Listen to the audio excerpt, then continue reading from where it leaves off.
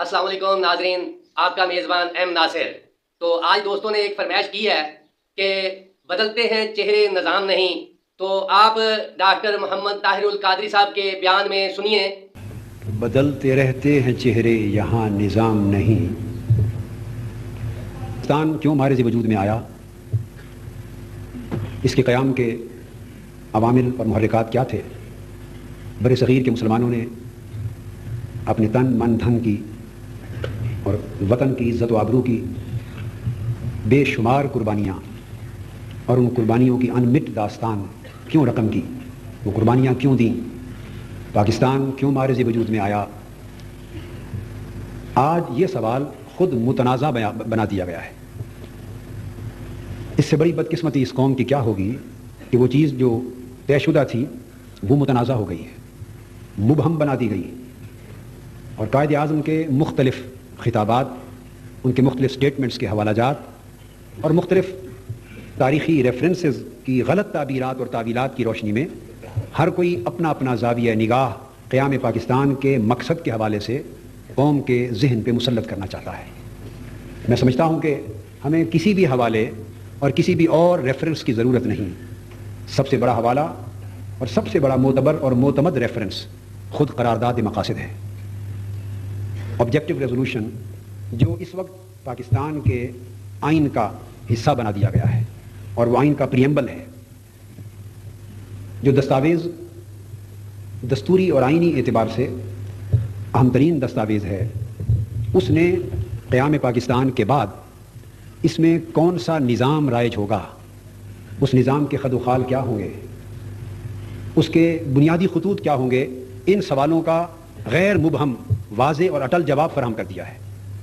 میں سمجھتا ہوں کہ یہ امر طے ہو گیا تھا کہ پاکستان کس نظام کے تحت چلنا ہے، اس پر کسی دوسری رائے کی گنجائش نہیں۔ میں اس پریمبل میں سے جو قرارداد مقاصد ہے اس کے صرف اس وقت 2 جملے پڑھ رہا ہوں، اور 2 پھر آگے اپنی گفتگو کے ریلیونس میں انشاءاللہ پڑھوں گا۔ پاکستان مارز وجود میں آنے کے بعد کس نظام کا نقشہ پیش کرے گا، یہ چیز ان الفاظ میں طے کر دی گئی، جس کا پہلا جملہ یہ ہے، یہ کہہ کر whereas sovereignty over the entire universe belongs to Almighty Allah alone and the authority to be exercised by the people of Pakistan within the limits prescribed by him is a sacred trust۔ Pakistan کی اسلامی ریاست کی جو حیثیت ہے اور اس کے اقتدار اعلیٰ کی جو سیاسی حیثیت ہے، نیابت کی اور امانت کی، اس کو تو اس جملے میں مقرر کر دیا گیا۔ اس جملے نے پاکستان میں رائج کیے جانے والے قائد اعظم کے اور تحریک پاکستان کے قائدین کے فکر کے مطابق پاکستان میں رائج کیے جانے والے نظام کی بنیاد رکھ دی۔ اس کو مزید واضح کرتے ہوئے کہا گیا، we are in the principles of democracy, freedom, equality, tolerance and social justice as enunciated by Islam shall be fully observed. اور اگلا جملہ اس سے بھی زیادہ توجہ طلب ہے، اور اہل علم و دانش خاص طور پہ اس پہ توجہ کریں، چونکہ ہمارے بہت سے جمہوریت پسند لیڈر اس ریفرنس کو تو دیتے ہیں مگر پریمبل کے اگلے جملے کو ریفر نہیں کرتے۔ یہاں سے کنفیوژن ہوتا ہے، ہر کوئی اپنے مطلب کی بات لے اڑتا ہے، اور پاکستان کا تصور ایک کلیت اور ٹوٹیلٹی کے طور پہ نئی نسل کے سامنے نہیں آتا۔ دوسرا جملہ ہے، wherein the Muslims shall be enabled to order their lives in the individual and collective spheres in accordance with the teachings and requirements of Islam as set out in the Holy Quran and Sunnah۔ اب یہ بات تو واضح ہو گئی کہ قائد اعظم نے پاکستان کی جو جد و جہد کی اور پاکستان کا قیام جو مارز وجود میں آیا، اس کا مقصد، غرض و غایت اور ہدف کیا تھا۔ میں سمجھتا ہوں کہ اس واضح مقصد کے بیان ہو جانے کے بعد جو نظام کے بنیادی خطوط کو بھی متعین کر رہا ہے، ہمیں فردر کسی رائے زنی کی ضرورت نہیں ہے۔ اب سوال یہ ہے کہ ہم نے اس نظام سے انحراف کیا ہے، اور انحراف کے نتیجے میں جو کچھ ہم نے کیا، اس گفتگو کے بہت سے پہلو ہو سکتے ہیں، مگر اس مختصر وقت میں صرف 2 پہلوؤں کو لے رہا ہوں، سیاسی پہلو اور اقتصادی پہلو۔ جب ہم اس گفتگو کے سیاسی پہلو کی طرف آتے ہیں تو اس بنیادی مقصد سے انحراف کے بعد 50 سال بیتنے کو ہیں۔ سیاسی لحاظ سے ہماری کارکردگی کا اس وقت ماحصل کیا ہے؟ یہ کہنا کہ یہاں الیکشنز نہیں ہوئے، ایک وقت تھا جب یہ کہنا درست تھا، مگر اب تو الیکشنز متعدد بار ہو چکے ہیں اور بار بار ہو چکے ہیں۔ ملک میں جو انحراف ہوا اس کے نتیجے میں ملک میں آج تک پولیٹیکل سسٹم پنپ نہیں سکا, سوسائٹی کو آج تک پولیٹیکل کلچر نہیں دیا جا سکا, سیاسی جماعتوں کو آج تک پولیٹیکل بیلیفز نہیں ملے, سیاستدانوں اور لیڈروں کو آج تک پولیٹیکل بیہیویئر نصیب نہیں ہوا, اور عوام کو پولیٹیکل پارٹیسپیشن میسر نہیں آ سکی. پولیٹیکل بیہیویئر تقریروں میں ہے, بیانات میں ہے, اخبارات میں ہے, مگر عمل اور کردار میں نہیں ہے. سیاسی لیڈروں کے درمیان, سیاسی نمائندوں کے درمیان ایک دوسرے کو برداشت کرنے کا مادہ ختم ہو گیا ہے. اسباب میں تمہیدی گفتگو کی طرف زیادہ جانے کی بجائے اشارہ کرتا ہوا بنیادی چیزوں کی طرف آگے بڑھنا چاہتا ہوں. یہ جو چہرے بدلتے رہے, اس میں سمجھتا ہوں کہ اخبار جنگ نے یہ جو عنوان قائم کیا ہے یہ چیلنجبل نہیں ہے, یہ درست ہے, اور ہم میں سے کوئی اس جرم کے مقابلے میں اگر اس کی کوئی ذمہ داری نظام کے بدلنے میں بنتی تھی یا بنتی ہے وہ دفاع نہیں کر سکتا. لیڈرز بھی اور قوم دونوں ایک ہی کٹہرے میں مجرم کی حیثیت سے سر جھکا کے کھڑے ہیں. اس ملک میں یقیناً چہرے بدلے اور نظام بدلنے کی کوشش نہیں ہوئی. یہ بیڈی سسٹم کا کبھی آ جانا, یا کبھی ڈائریکٹ الیکشنز کا ہو جانا, کبھی انڈائریکٹ الیکشنز کا ہو جانا, کبھی بیسک یونٹس, بیسک ڈیموکریسیز کا آ جانا, اس کو نظام بدلنے کی اٹیمپٹ نہیں کہتے. نظام بدلنا کسے کہا جاتا ہے, میں اس کی طرف اشارہ کرتا ہوں.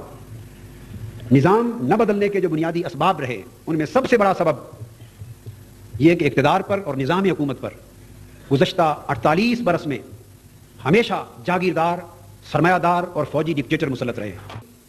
ڈاکٹر قادر مکسی صاحب کی اور کئی باتوں سے مجھے اختلاف ہے, مگر اس بات سے اتفاق ہے کہ اس ملک کے اقتدار پر, زمام حکومت پر اور سیاسی قیادت پر ہمیشہ جاگیردار, سرمایہ دار, وڈیرے اور ڈکٹیٹر مسلط رہے, اور نظام کا بدلنا کبھی ان کے مفاد میں نہیں ہے. ادارہ جنگ نے اپنے اشتہار میں وہ چہرے لگائے ہیں, شاید یہاں بھی ہیں, میں آپ کو دعوت دیتا ہوں ان چہروں کو پہچانے. کوئی چہرہ ایسا ہے جو جاگیرداروں سے نہ ہو, جو سرمایہ داروں سے نہ ہو, یا فوجی ڈکٹیٹروں سے نہ ہو. یہ ہماری 48 سال کی تاریخ ہے, یہ ہماری 48 سال کی تاریخ ہے. یا زمام اقتدار ہمیشہ فوجی کسی نہ کسی ڈکٹیٹر کے ہاتھ میں رہی. اگر الیکشن آیا تو جاگیردار مسلط ہو گئے, جاگیردار گئے تو سرمایہ دار مسلط ہو گئے. اقتدار ایک لونڈی کی طرح, بکتی ہوئی مارکیٹ میں بکتی ہوئی لونڈی کی طرح کبھی جاگیرداروں کی جھولی میں رہی, کبھی سرمایہ داروں کی جھولی میں رہی. اور جاگیرداروں اور سرمایہ داروں کی جنگ کسی نظام کے بدلنے پر نہیں, کسی غریب کے حقوق کے تحفظ کے لیے نہیں, کسی جمہوریت کے لیے نہیں, کسی ملک کے معاشی استحکام کے لیے نہیں, کسی بیوہ اور کسی یتیم بچی کے سر کے دوپٹہ لانے کے لیے نہیں, کسی کی لٹتی ہوئی عزت کو بچانے کے لیے نہیں, کسی کو اس ملک میں مساوات دینے کے لیے نہیں, کسی کو ترستے ہوئے بنیادی حقوق دلانے کے لیے نہیں. اگر کوئی سرمایہ دار بھی دھکے کھا رہا ہے تو صرف کرسی پر دوبارہ جانے کے لیے, اور جاگیردار بھی مر رہا ہے تو دوبارہ اقتدار پر قابض ہونے کے لیے. واقعہ یہ ہے کہ حزب اقتدار یا حزب اختلاف, ان میں نظام پر تو اختلاف ہی نہیں ہے, وہ نظام پر متفق ہیں. دو چیزوں پر ان کا اتفاق ہے, اتنا بڑا اتفاق کہ پوری امت کا شاید کسی مسئلے پر اتنا نہ ہو سکے. دو چیزوں پر. ایک اس بات پر اتفاق ہے کہ دین اور شریعت نہ آنے پائے, دین اور شریعت نہ آنے پائے, مگر طریقے جدا جدا ہیں. ایک نے تو نعرہ ہی نہیں لگایا دین کا اور شریعت کا, اس نے تو دین اور شریعت کے نام پہ قوم کو دھوکہ نہیں دیا, اس نے غریب عوام کے نام پہ دھوکہ دیا ہے, اس نے جمہوریت کے نام پہ دھوکہ دیا ہے. اس کا طریقہ واردات کچھ اور تھا, مگر ایک طبقہ وہ ہے جس نے ہمیشہ دین کی بات کی, شریعت کا نعرہ لگایا, اور معذرت کے ساتھ اس ملک کی مذہبی جماعتیں چھوٹی اور بڑی برائی کے چکر میں پڑ کے اسی برائی کو بڑا برائی بناتی رہی, اور آج اس کے ساتھ جانا قبول نہیں کرتی. 90 کا الیکشن تھا. میں آج وہ بات کہنا چاہتا ہوں, اور اخبارات کے ہمارے سیاسی حضرات اور اہل علم و دانش موجود ہیں, 90 کا الیکشن ذرا زمانہ یاد کیجئے. اس ملک میں جب الیکشن کا زمانہ آتا ہے یہ جاگیردار, وڈیرے, سرمایہ دار پوری قوم کو اور اس ملک کی نام نہاد بعض مذہبی قیادتیں بھی اپنے اپنے سیاسی مفادات کے تحفظ کے لیے اگر مذہبی قیادوں کا بس چلے تو وہ ایمان اور کفر کی جنگ کا سامان پیدا کر دیتے ہیں. جیسے جو ان کے ساتھ ہے وہی مومن ہے, جو ان کا مخالف ہے وہ کافر ہے. اور سیاسی مفاد پرست اس ملک دشمن اور ملک مفاد پرست کی تقسیم کر کے ہمیشہ ایک ماحول کریٹ کرتے ہیں. اس ملک کی شاید ایک آدھ کے سوا موسٹلی مذہبی جماعتیں اس وقت ایک دھڑے میں شامل ہو گئی تھی. اس وقت ایک طرف IGI بن گئی تھی اور نام نہاد 9 ستارے تھے, ایک طرف PDA تھا, ادھر جمہوریت کی بحالی کا نعرہ تھا, ادھر شریعت لانے کا نعرہ تھا.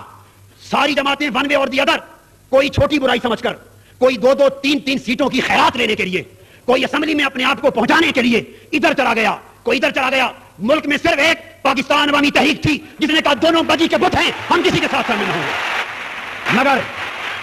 مگر پاکستان عوامی تحریک الیکشن اس لیے جیت نہ سکی کہ اس کے ساتھ جاگیردار نہ تھے, اس کے ساتھ سرمایہ دار نہ تھے, گنڈے نہیں تھے, دہشت گرد نہیں تھے, بدمعاش نہیں تھے, اس کے ساتھ سمگلر نہیں تھے, اور اس کے ساتھ لوگوں کو اقتدار سے ہٹانے والے اور چڑھانے والے نہیں تھے. 93 کے الیکشن کے نتائج آپ کے سامنے. حزب اقتدار اور حزب اختلاف کی جنگ ہزار مسائل پر ہو سکتی ہے، مگر ایک پر متفق ہیں کہ شریعت نہ آنے پائے. مگر وہ طبقہ جس نے شریعت کا نام لیا تھا، حافظ حسین احمد صاحب بجا طور پہ فرما رہے تھے کہ 2/3 اکثریت ان کے پاس تھی. عورت کی حکمرانی کے خلاف ویلا مچانے والے، میں بھی جائز نہیں سمجھتا عورت کی حکمرانی کو، میں خود جائز نہیں سمجھتا.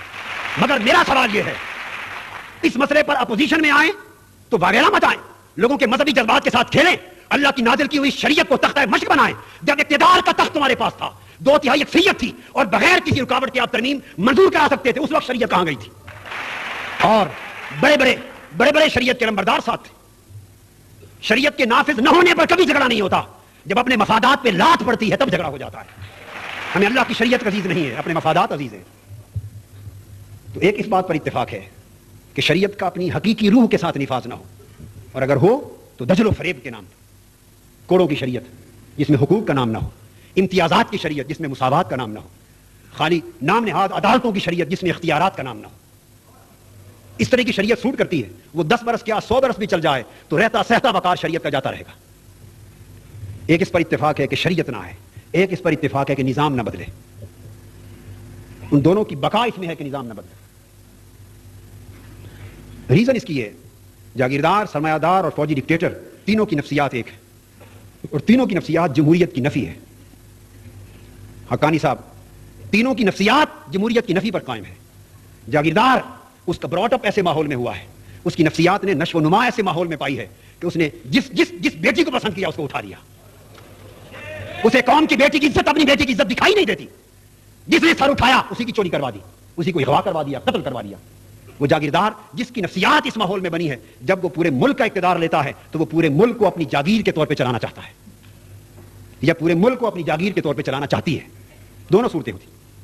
سرمایہ دار، اس کی نفسیات یہ ہے، وہ پورے ملک کو اپنی انڈسٹری کے طور پر اور فاؤنڈری کے طور پہ چلانا چاہتا ہے، پورے ملک کو انڈسٹری بنانا چاہتا ہے. اس لیے کہ سرمایہ دار نے پوری زندگی ایک ہی سبق سیکھا ہے، ایک ہی سبق سیکھا ہے کہ دنیا کا کوئی کام پیسے کے بغیر نہیں ہوتا، اور کوئی کام ایسا نہیں جو پیسہ لگائیں تو ہو نہ سکے. ایک ہی اصول ہے اس کا. وہ ہر ایک کو خریدنا جانتا ہے، ایک چپراسی سے لے کر بجلی کی لائن مین تک، ایک ITO سے لے کر انکم ٹیکس کے کمشنر تک، اس نے ہر ایک کو پیسے سے خریدنا سیکھا ہے. جب وہ ملک کے اقتدار پہ آتا ہے، وہ سارے ادارے پیسے سے خریدنا چاہتا ہے. اس سے پورے کے پورے ملک کا سسٹم تباہ و برباد ہوتا ہے. اس کے ذہن میں بھی جمہوریت کی نفی ہے. اور فوجی ڈکٹیٹر، اس نے بھی زندگی بھر ایک ہی بات سیکھی ہے کہ جو حکم دوں آگے نو کی کسی کو جرت نہ ہو.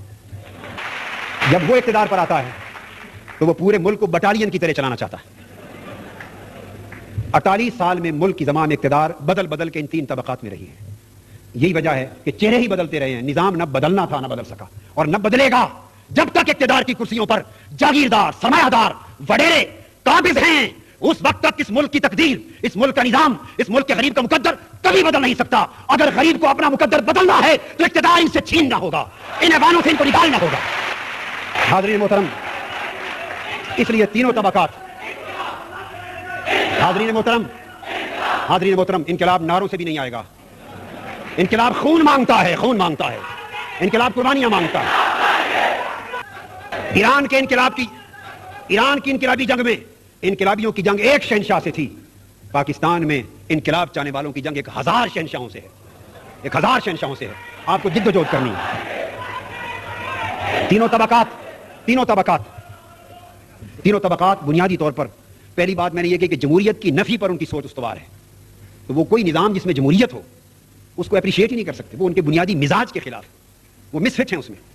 اور دوسری بات امپورٹنٹ یہ کہ یہ تینوں طبقات بنیادی طور پر کسی جمہوری نظام کے ہی نہ قائل ہوتے ہیں نہ پابند ہوتے ہیں.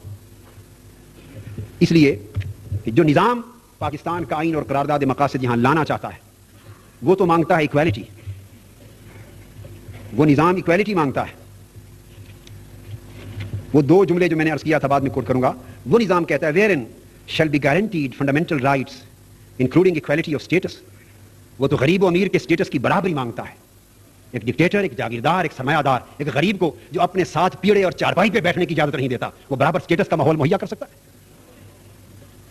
Equality of status, of opportunity, and before law, social, economic and political justice, and freedom of thought, expression, belief, faith, worship and association, subject to law and public morality. اور wherein the independence of the judiciary shall be fully secured. نظام تو یہ ہے جو پاکستان کے لیے دیا گیا تھا. اور یہ دونوں چیزیں بنیادی طور پہ اس طبقے کے مزاج کے طبیعت کے منافی ہیں جو ہمیشہ اس ملک کے اقتدار پر قابض رہے، اس لیے نظام نہ بدلا۔ جو نظام اس ملک میں رہا اور یہ اس وقت تک بدل نہیں سکتا جب تک نظام انتخاب نہیں بدلتا، یہ بنیاد ہے۔ کسی ریفارم سے، کسی قسم کی اصلاحات سے چہرے بدل سکتے ہیں، حکومتیں بدل سکتی ہیں، مگر نظام نہیں بدل سکتا، کیونکہ اس کی بنیاد اس کا الیکٹورل سسٹم ہے۔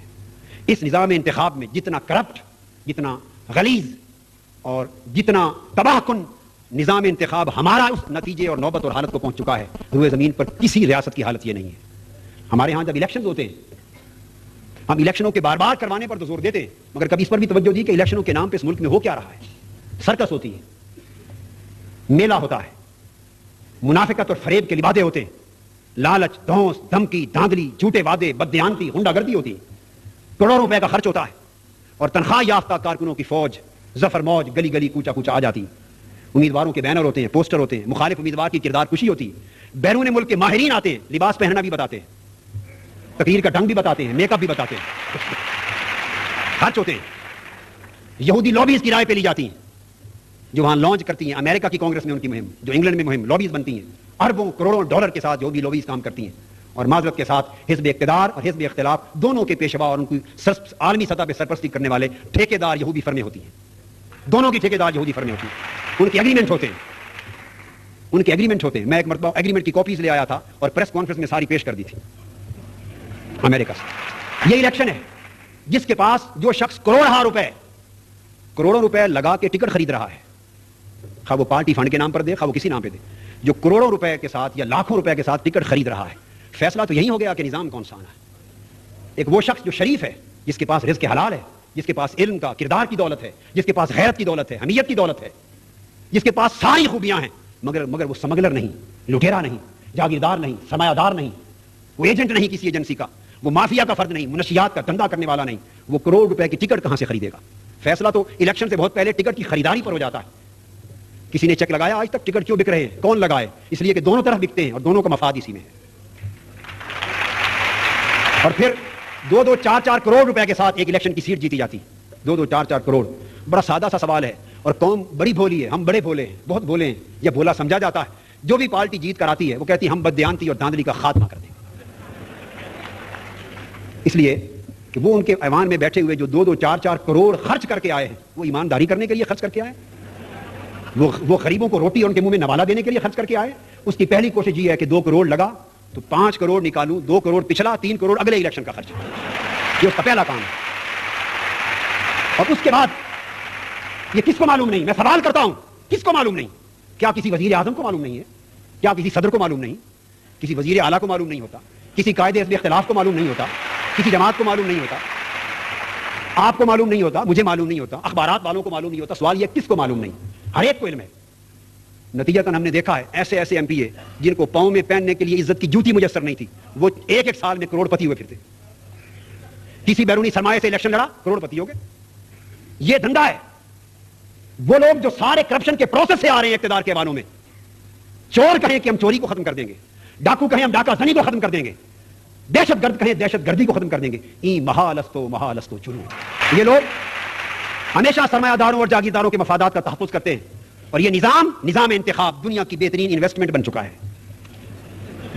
اور پھر نااہل اور مفاد پرست عناصر چناؤ ہوتا ہے، اس میں اب نظام کہاں سے بدلے؟ اس پاکستان کے کانسٹیٹیوشن میں آرٹیکل 62 پاکستان کے ایم این ایز اور ایم پی ایز کے لیے اور سینیٹرز کے لیے کوالیفیکیشنز دیتا ہے۔ پاکستان میں اگر کسی دفتر کا چپراسی رکھنا ہو، میرے پاس کانسٹیٹیوشن میرے ہاتھ میں ہے، چپراسی کے لیے میٹرک پاس ہونا شرط ہے۔ ایک کلرک کے لیے شاید آج کل ایف اے پاس ہونا یا ٹائپ سیکھنا شرط ہو گیا ہوگا۔ ایک ڈرائیور بھی رکھنا ہو تو اس کا بھی کوئی معیار اور میرٹ ہوتا ہے۔ کنسٹیبل کے لیے میرٹ ہے، اس کے لیے بھی کم سے کم میٹرک ہونا شرط ہے۔ ہر چھوٹی سی چھوٹی ملازمت کے لیے میرٹ ہے۔ اگر تعلیم کا پرائمری کی حد تک بھی شرط نہیں ہے تو اس ملک کے ایم این اے کے لیے نہیں ہے۔ حاضرین محترم، تو آج یہ کرنا چاہتا تھا کہ یہ اس ملک میں کسی نے سوچا وہ کون قانون بنائیں گے؟ اسمبلیوں میں بیٹھنے والے، وہ انگوٹھا چھاپ بھی اس میں بیٹھے، وہ کہاں شرط لگائیں گے یہاں تعلیم کی؟ جس ملک میں لٹریسی ریٹ مشکل سے 15 سے 20% ہے، یا حکومتی اعداد و شمار کے مطابق 25 سے 27% ہو گیا، انٹرنیشنل سروے ایجنسیز کچھ اور بتاتی ہیں، ہماری اپنی کچھ اور بتاتی ہیں، اور جس کو ہم لٹریسی ریٹ کہتے ہیں، وہ جو دستخط کر کے پینشن وصول کر لے وہ بھی لٹریٹ ہے، یہاں پڑھا لکھا ہے۔ انٹرنیشنل معیار کے مطابق جو ویسٹرن ورلڈ میں انٹرنیشنل معیار یو این او کا ہے، اگر اس معیار پہ پرکھیں تو شاید تعلیم یافتہ لٹریٹ افراد ہمارے ہاں 7% سے زیادہ نہیں ہوں گے، یا میکسیمم 10% ہوں۔ जिस मुल्क में रियली लिटरेट पीपल, पढ़े लिखे अफराद 10% हो, और 10% में शऊर वाले कितने होंगे, उस मुल्क में नुमाइंदगान के लिए तालीम की मजीद शर्त ना हो, आप निज़ाम के बदलने की उन हाथों से क्या तवक्को करते हैं? और जो शरायत क्वालिफिकेशंस में मेंशन है, ये तो है जो होना चाहिए था वो मेंशन नहीं, और जो मेंशन है उनको हाथ नहीं लगाने देते। इसी आर्टिकल 62 के सब आर्टिकल में क्लास डी, ई और एफ, मैं सिर्फ 3 क्लासेस बताता हूं। He is of good character, ये शरायत हैं एमएनए, सेनेटर और एमपीए होने के लिए। वो अच्छे किरदार का होना चाहिए बस। and is not commonly known as one who violates Islamic injunctions. और वो शख्स ऐसा नहीं होना चाहिए कि जिसकी शोहरत ये हो कोई इस्लामी अहकाम की खिलाफ वर्जी करता है। जो इस्लामी अहकाम की खिलाफ वर्जी करता है और जाना जाता है सिर्फ इसी एक शिक की बिना पर, वो इस लायक नहीं कि इस मुल्क के मुकद्दस ऐवान नुमाइंदगी में उसका कदम रखा जा सके। और क्लास ई में है, he has adequate knowledge of Islamic teachings and practices obligatory duties prescribed by Islam as well as abstains from major sins. इस्लाम के फराइज पर अमल करता है। ये कॉन्स्टिट्यूशन कह रहा है, ये मेरा खिताब नहीं है, ना कोई मैं शर्त आयद कर रहा हूं, ये कॉन्स्टिट्यूशन कह रहा है।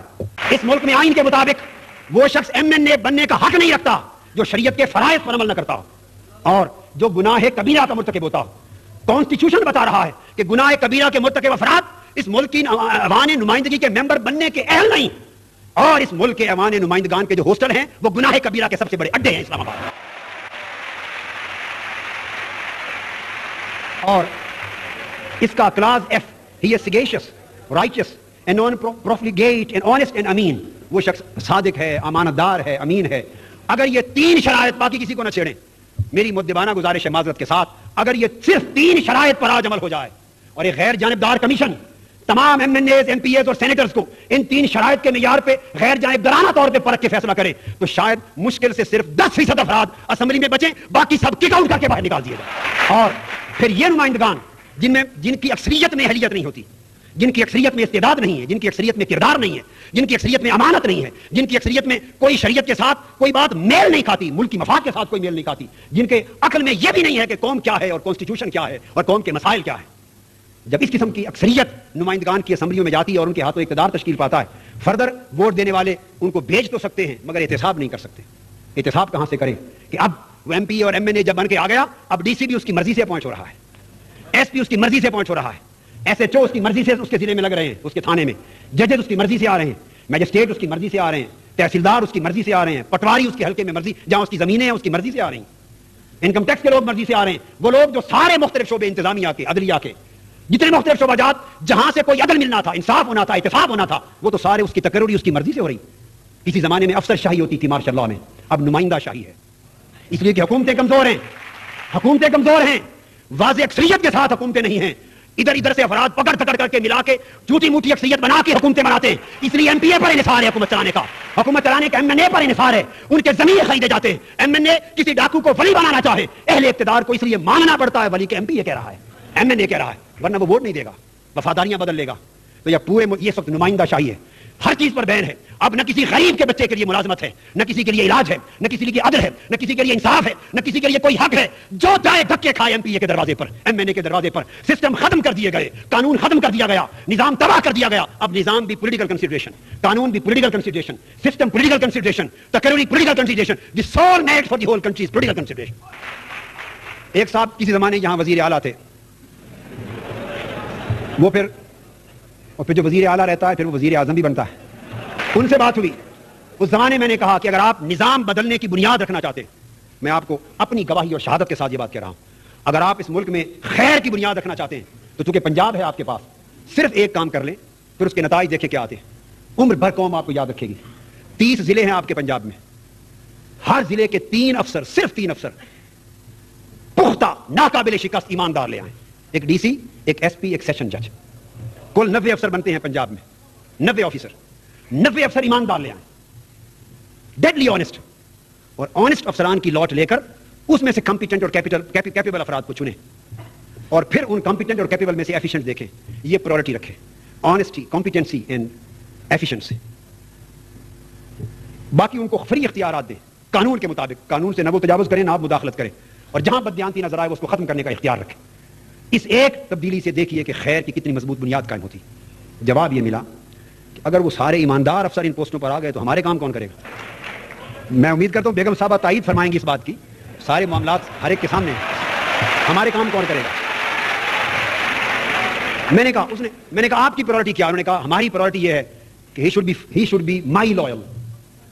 وہ میرا وفادار ہونا چاہیے تاکہ جو کام میں کہوں وہ کرے. ہم سے MPAs نے کام کروانے ہیں, MNAs نے کام کروانے ہیں, ہم نے سیاہ سفید, غلط درست, جائز ناجائز سب کروانا. ایماندار افسر آ گیا تو وہ تو ہمیشہ قانون کی بات کرے گا, ہماری بات تو نہیں کرے گا. میں نے کہا یہ نصیحت کی بات ہے, اگر وہ ملک و قوم کا وفادار ہے اور قانون کا وفادار ہے, اس سے بڑی وفاداری آپ کی اور کوئی نہیں ہے. اور یاد رکھیں جو آپ کا وفادار ہے ملک و قوم اور قانون کا نہیں, وہ آپ کا بھی نہیں. آپ کے زمانے کے بعد وہ دوسرے کا وفادار ہوگا. اب اس کے ساتھ حاضرین محترم ایک تلخ بات کہنا چاہتا ہوں حسن رضوی صاحب سے معذرت کے ساتھ اور ادارہ جنگ سے معذرت کے ساتھ.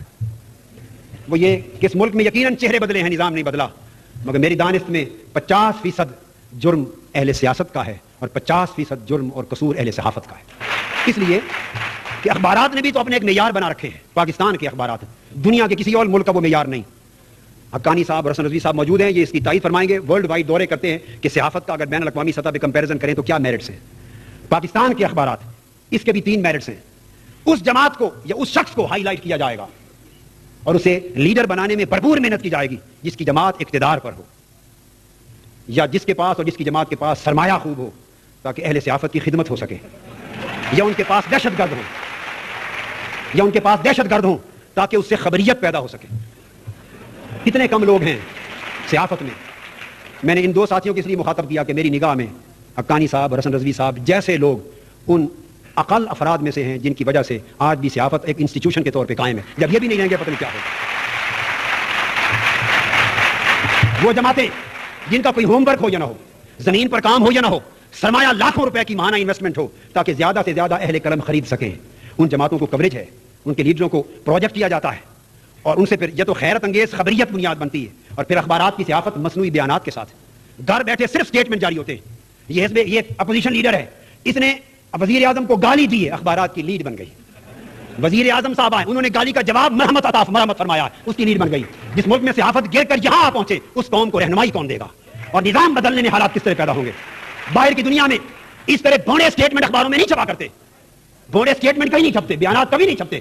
گھر بیٹھے اس کو پتہ نہیں ہوتا کہ میرا اسٹیٹمنٹ کیا چھپ رہا ہے, اس کے کارندے چھاپتے ہیں. اور اخبارات پولیٹیکل پارٹیز کی پاکٹس بن چکی ہیں ان کے اندر, ان کے کارندے سیاست زدہ ہو چکے ہیں, ہائی لائٹ کرتے ہیں. صحافت اس کا میجر حصہ جانبدار ہو چکا ہے. نتیجہ یہ ہے کہ جب انہی لیڈروں کو اخبارات پورا زور صرف کر کے لیڈر بنانے پر لگے رہیں گے کہ جو حقدار نہ تھے, جو نظام کے بدلنے کی راہ میں رکاوٹ تھے, تو پھر اس جرم میں وہ بھی شریک ہوئے. اور وہ لوگ جو سرمایہ اور دولت سے محروم تھے, جو دہشت گردی سے پاک تھے, اقتدار سے محروم تھے, مگر ان کے پاس علم بھی ہے, کردار بھی ہے, صلاحیت بھی ہے, منشور بھی ہے, پروگرام بھی ہے, طاقت بھی ہے, استعداد بھی ہے, کام بھی ہے, یہ ساری چیزیں نااہلیت ہیں, بنیادی اہلیت سرمایہ ہے. آخری اور دوسری بات, اختصار سے اقتصادی پہلو کی طرف آتا ہوں.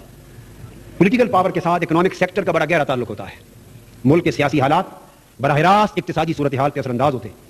سیاست میں استحکام اور باہمی عداوت و انتقام کا ماحول اگر برقرار رہے, جیسا کہ سال ہر سال سے برقرار ہے, تو ملک کبھی اقتصادی طور پہ لانگ ٹرم پلاننگ نہیں کر سکتا.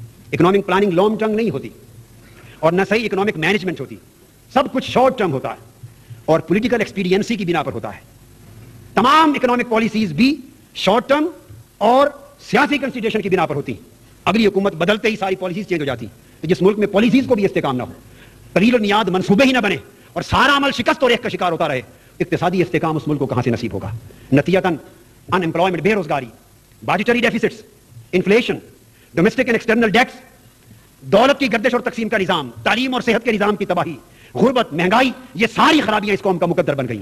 اور ان کو دور کرنے کے لیے نہ اب اس ملک کے اہل اقتدار کے پاس اس نظام کے تحت فرصت ہے, نہ کوئی ترجیح ہے, نہ ان کے پاس بجٹ میں سے کوئی حصہ ہے.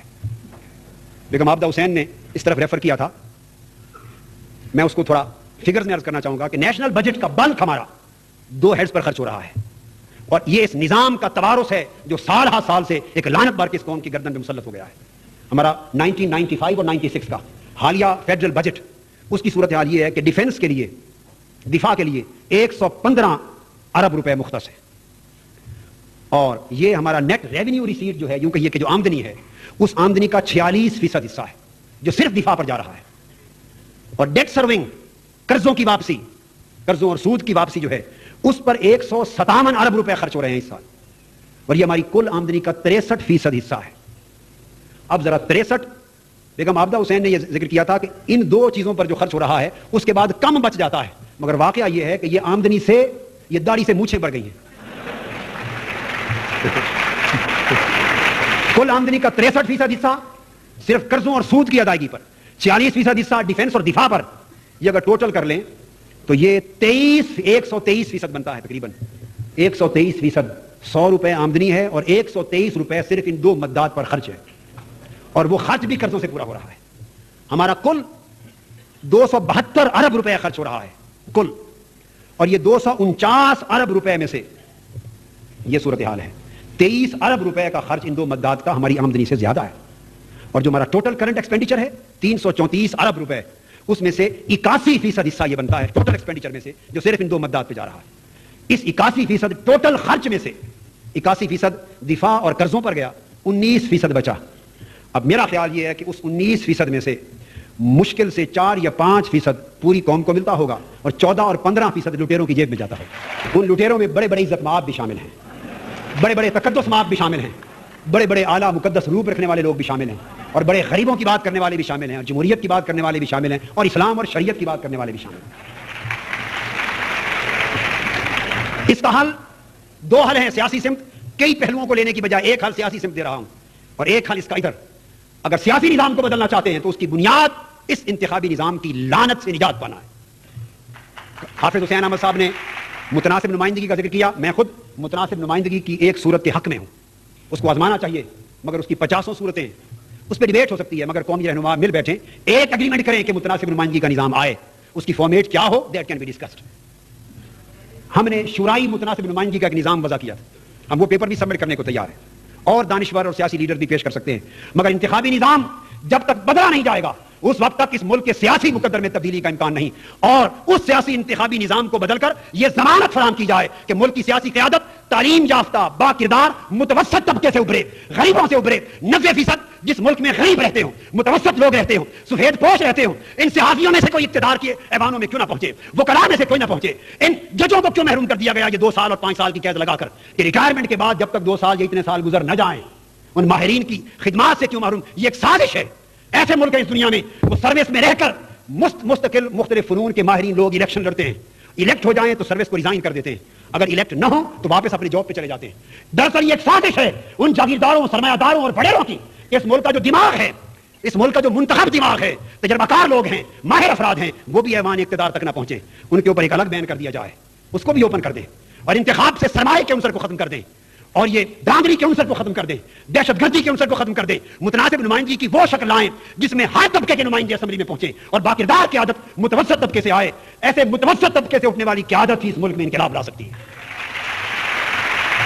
اور اقتصادی حالات کو بدلنے کے لیے مستقل اور کل وقتی اکنامک ایڈوائزری کونسل ہونی چاہیے، کل وقتی اکنامک ایڈوائزری کونسل جو رواں اقتصادی نظام اور انتظام کو طویل المیعاد مقاصد اور منصوبوں کے ساتھ کوریلیٹ کرے، اور اکنامک پلاننگ بھی کرے، اور بہتر اکنامک مینجمنٹ کا کام بھی کرے، اور وہ سیاسی دسترس سے محفوظ ہو، اور وہ کونسل اس طرح نہ ہو جو حشر اسلامک آئیڈیالوجی کونسل کا ہو گیا ہے کہ جو الیکشن ہار جائے ان کو چیئرمین بنا دو، آئیڈیالوجی کونسل۔ یہ صورتحال نہیں ہونی چاہیے۔ حاضرین محترم، گفتگو ختم کرتے ہوئے یہ کہنا چاہتا ہوں کہ 48 سال گزر گئے، بابا قوم، قائد اعظم کی روح، ہم پہ تو جو بیتا سو بیتا، معلوم نہیں اس بابا قوم کی روح پر کیا بیت گیا ہوگا۔ کراچی میں جو کچھ ہو رہا ہے، سندھ میں جو کچھ ہو رہا ہے، پاکستان میں جو کچھ فرقہ واریت کے نام سے، دہشت گردی کے نام سے، لسانیت کے نام سے، الغرض مختلف عنوانوں سے جو کچھ ہو رہا ہے، اور پھر غریب عوام اور اس ملک کے کروڑوں افراد جو اصل اقتدار کے حقدار ہیں ان کی محرومی کا جو عالم ہے، جب حالات قائد اعظم کی روح دیکھتی ہوگی تو شاید ہر روز صبح و شام تڑپ تڑپ کر یہ کہتی ہوگی کہ کیا اس لیے تقدیر نے چنوائے تھے تن کے، بن جائے نشے من تو کوئی آگ لگا دے۔ اور جب ہم دیکھتے ہیں ایمان ہائے اقتدار کی طرف اور جاگیرداروں کی طرف اور اس ملک کے اقتدار اور وسائل پر قابض افراد کی طرف جو نظام پر قابض ہیں، جو نظام بدلنے کی بات کر کے ووٹ لیتے ہیں اور اقتدار میں آ کے کبھی نظام بدلنے کا سوچ نہیں سکتے، اور قوم کی طرف جب دیکھتے ہیں تو قوم آگے پیچھے تو نعرے لگانے میں شیر ہے، جب وقت آتا ہے تو ساری قوم پھر انہی میں بٹ جاتی ہے، آدھی ایک طرف 4 سال گالیاں دیتی ہے دونوں کو، اور 5واں سال الیکشن کا دونوں کے پلے کارڈز اٹھا کے اٹھ کھڑی ہوتی ہے۔ جب یہ حالات دیکھتے ہیں مقتدر لوگوں کے بھی اور محکوم لوگوں کے بھی تو دکھ ہوتا ہے، اور یہ بات، یہ شعر زبان پہ آتا ہے معذرت کے ساتھ کہ یہ راز کوئی اب راز نہیں۔ جی ناظرین، آپ نے سنا تو آپ اسے آگے شیئر کریں تاکہ دوسرے لوگوں کو بھی علم حاصل ہو۔ اوکے، اللہ حافظ.